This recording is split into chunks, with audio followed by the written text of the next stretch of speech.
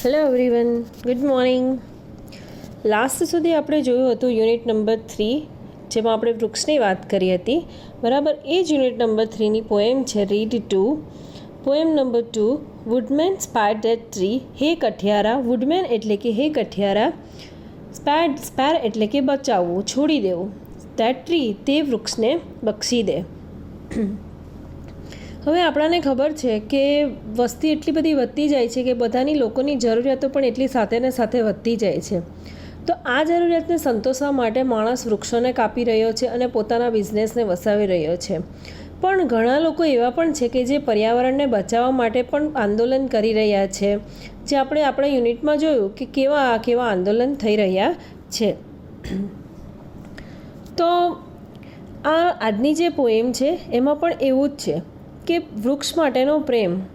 કે કવિ છે, હવે કવિ હંમેશા કવિતા લખતી વખતે કોઈ શાસ્ત્ર કે કોઈ ઇતિહાસ કે કોઈ બુકનો ઉપયોગ કરતા નથી, પણ એમાં હંમેશા પોતાની કલ્પના શક્તિ હોય છે. તો કવિ આની અંદર પોતાનો જે વૃક્ષ પ્રત્યેનો પ્રેમ છે તે જતાવે છે કે વૃક્ષને પોતાનું એક પરિવારનું સભ્ય તરીકે માને છે, કે પરિવારના સભ્યને તમે બક્ષી દો, કે આ વૃક્ષ પ્રત્યે એટલો બધો પ્રેમ છે, એટલો બધો એની સાથે યાદગીરી છે કે તમે તે વૃક્ષને રહેવા દો, તેને કાપશો નહીં. જોઈએ આપણે poem. Woodman spared that tree, touch not a single bough. In youth it sheltered me, and I will protect it now. It was my forefather's hand that placed it near his cot. There woodman, let it stand. The axe shall harm it not, that old familiar tree, whose glory and renown are spread o'er land and sea, and wouldst thou hew it down?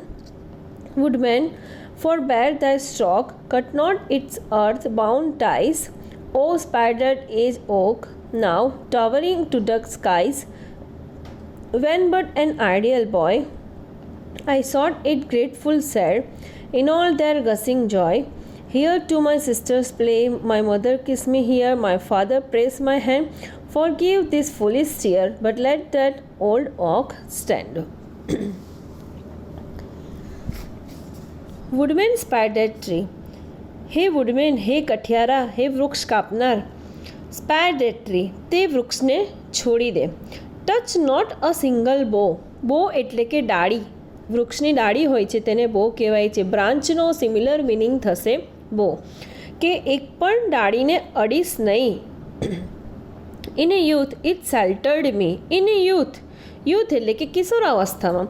કિશોરાવસ્થામાં શેલ્ટર્ડ એટલે કે આશરો આપવો. આ વૃક્ષે મને આશરો આપ્યો હતો. And I will protect it નાવ. અને હવે તેનું રક્ષણ હું કરીશ. પ્રોટેક્ટ એટલે કે રક્ષણ કરવું, કે હવે હું તેનું પ્રોટેક્ટ કરીશ. ફરીથી જોઈએ. હે કઠિયારા, આ વૃક્ષને રવા દે, તેની એક પણ ડાળીને સ્પર્શ કરીશ નહીં. કિશોરાવસ્થામાં તેણે મને આશરો આપ્યો હતો અને હવે હું તેની રક્ષા કરીશ. It was my forefather's hand that placed it near his cot. ફોરફાધર એટલે કે પૂર્વજો, કે મારા પૂર્વજે પોતાના હાથે that placed it near his cot. કોટ એટલે કે ખાટ, કે તેમની ખાટ પાસે તેને રોપ્યું હતું. There woodman let it stand. ત્યાં જ, હે કઠિયારા, તેને ત્યાં જ ઊભું રહેવા દે. The axe shall harm it not. X એટલે કે કુહાડી. ધાય એટલે કે તારી, કે તારી કુહાડી તેને ઈજા ન પહોંચાડે. મારા પૂર્વજોએ તેને પોતાની ખાટ પાસે તેમના હાથેથી રોપ્યું હતું. વુડમેન, કઠિયારા, તેને ત્યાં જ ઊભો રહેવા દે. તારી કુહાડીનો એક પણ સ્ટ્રોક તેને વાગવું જોઈએ નહીં, તેને નુકસાન પહોંચાડવું જોઈએ નહીં. That old familiar tree. Familiar એટલે કે પરિચિત, કે પેલું જૂનું પરિચિત વૃક્ષ. Whose glory and રિનો.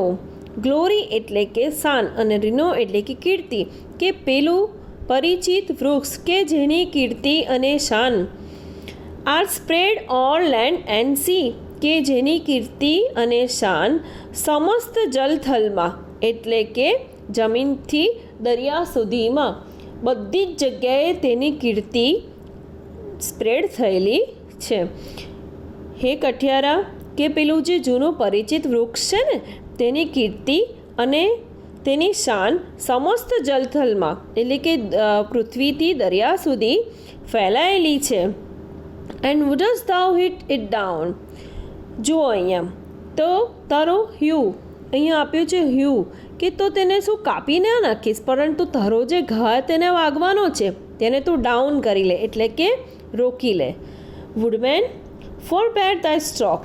કાપીશ નહીં તેને તારા ઘાને તું રોકી લે. આગળ જુઓ. Woodman forbear thy stroke, cut not its earth-bound ties.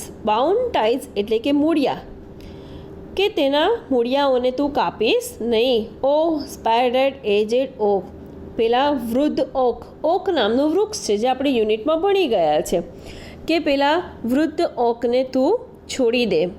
Now towering સ્કાઈસ, કયા વૃક્ષને છોડી દે? ઓક નામનું જે વૃક્ષ છે તેને તું છોડી દે કે જે આકાશને ચૂમી રહ્યું છે. When but an ideal boy, when જ્યારે હું એક નવરો છોકરો હતો, એટલે કે નવરો છોકરો એટલે હું નાનો હતો ત્યારે. I sought it grateful shade. I sought એટલે કે માણવું, હું તેના ગ્રેટફુલ સેડ એટલે કે તેના છાંયડાને હું માણતો હતો, તેના છાંયડામાં હું આનંદ લેતો હતો.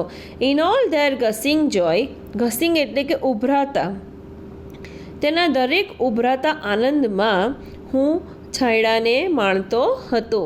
Here to my sisters play, અહીંયા મારી બહેનો પણ રમતી હતી. My mother kissed be here, મારી મમ્મી મને અહીંયા, મારી માતા મને અહીંયા ચૂમતી હતી. My father pressed my hand, મારા પિતાએ મારો હાથ દાબ્યો હતો. ફોરગીવ ધીસ ફૂલિશ ટીયર, જવા દે આ આંસુને.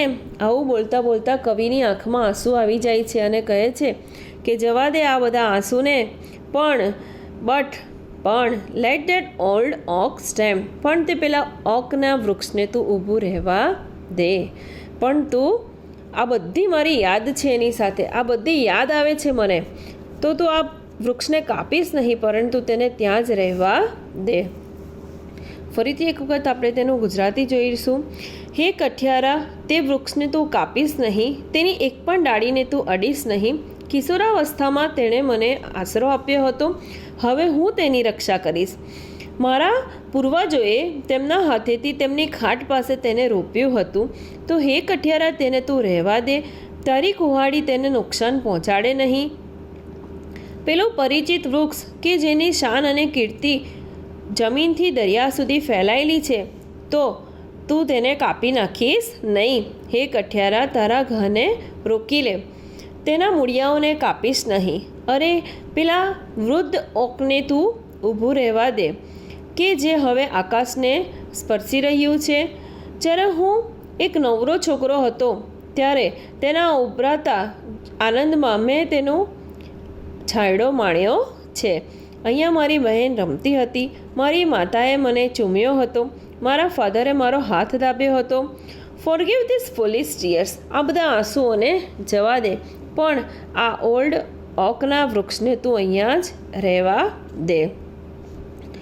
પોએમની અંદર હાર્ડ વર્ડ્સ બહુ જ ઓછા છે, પરંતુ જેટલા પણ હાર્ડ વર્ડ્સ છે તેને નોટ ડાઉન કરવા, જેમ કે અહીંયા આપ્યા જ છે બરાબર. જેટલી પણ ગ્લોસરી આપી છે તેને નોટ ડાઉન કરવી અને બાકીના તેના ક્વેશ્ચન આન્સરને લખવા. જો કોઈને પણ ક્વેશ્ચન આન્સર લખવામાં પ્રોબ્લેમ થાય તો તરત જ વોટ્સએપ કરો.